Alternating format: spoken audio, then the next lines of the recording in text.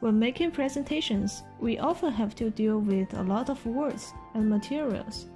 If you want a simple and beautiful picture, remember the rule of PowerPoint layout. Less is more. There are 2 ways to optimize large chunks of text. First, we can define the keywords and find the focus of the content.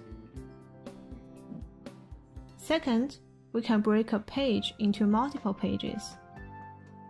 Next, I will explain the text layout method from the perspective of text layout and graphic layout. The first part I will talk about is text layout. Teachers generally deal with a lot of text content. When the text really cannot be reduced, the text layout has the following suggestions. First, avoid horizontal too wide. Second, increase the line spacing appropriately.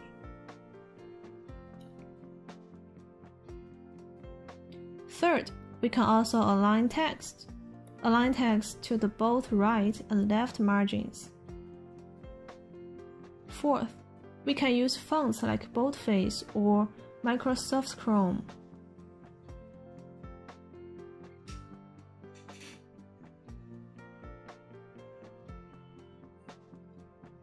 In addition to the basic principles, we can use all 2 methods, list by section and keywords and phrases, for specific implementation.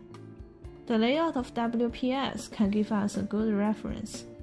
Click Design, Layout. We can see that there are many different types of layout, which can also be applied to different pages, such as cover page, catalog page, and body page.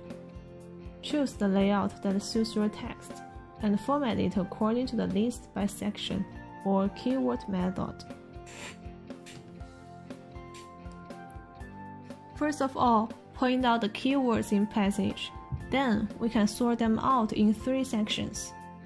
It looks a lot cleaner.